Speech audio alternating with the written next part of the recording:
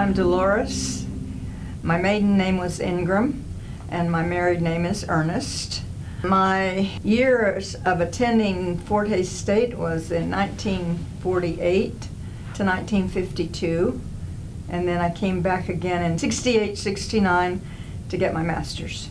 I'm from Russell originally.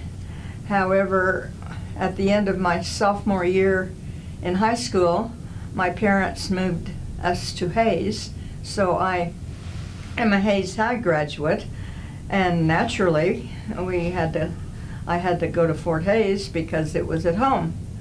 My mom said, you can go anywhere in the country after you have gotten 2 years under your belt at Fort Hays State.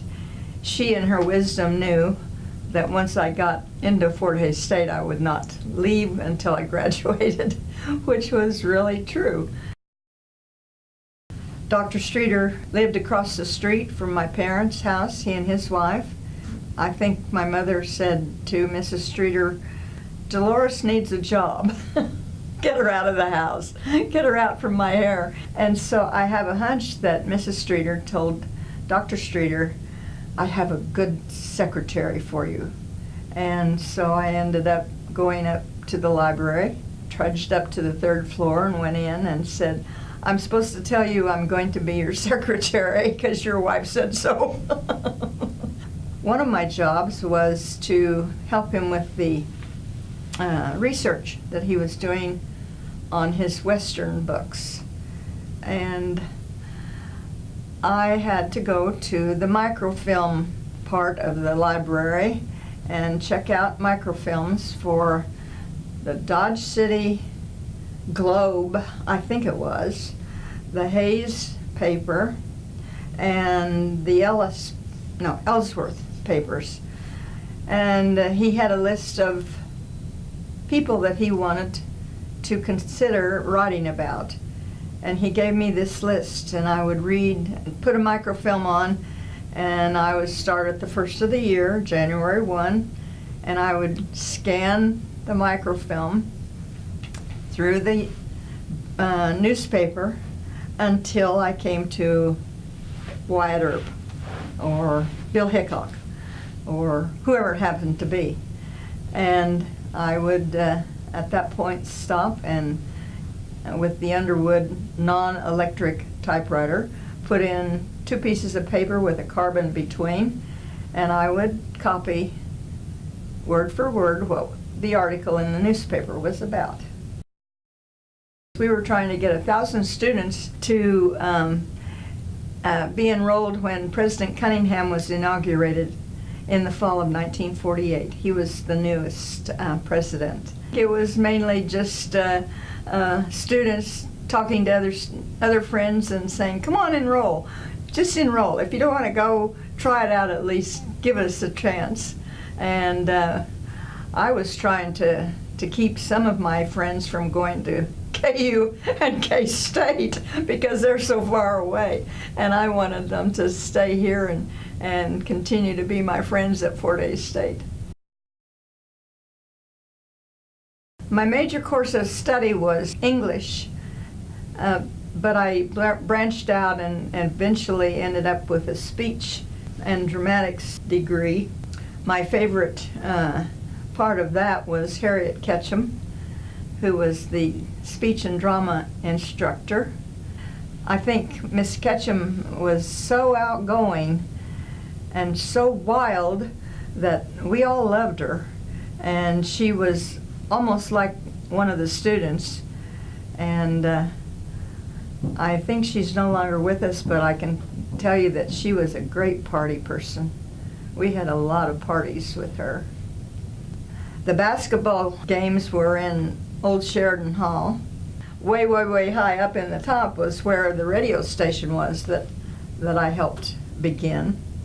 I was one of the first announcers for the campus radio. Harriet Ketchum was one of the instructors for our radio classes, and she taught me to say, it isn't instead of it's not. Which doesn't sound so good on the radio. Geneva Herndon, who was also on staff. I thought for a while I was going to be a speech pathologist, but then one day she saw me working with a student with tears rolling down my face, and she said, "I don't think you belong in this department." So that's when I went back to English, mainly. I had been a debater at my high school, and so I think I should try out for the debate squad. And I walked into debate class, and here was this guy in there, and Dr. Stark said, "You two, colleagues." It happened to be Bob Earnest. And we were colleagues all through the last 2 years of the time I took debate. We went all over the country as debate colleagues. So that's how I met him. He had a girlfriend already, and I had a boyfriend already, but I found out later he told his friends that I was going to be the one he was going to marry. And when he told me that, I laughed.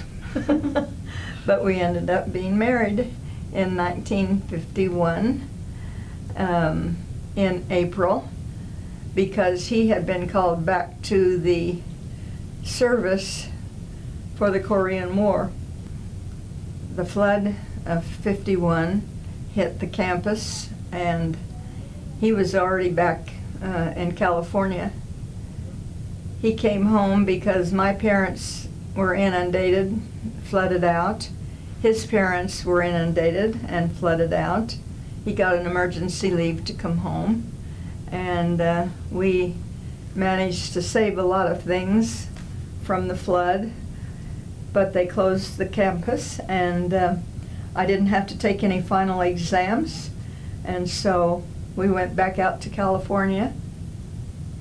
And then when his ship finished its refurbishing, the government sent him back to Korea, and I came back to Fort Hays and finished working on campus.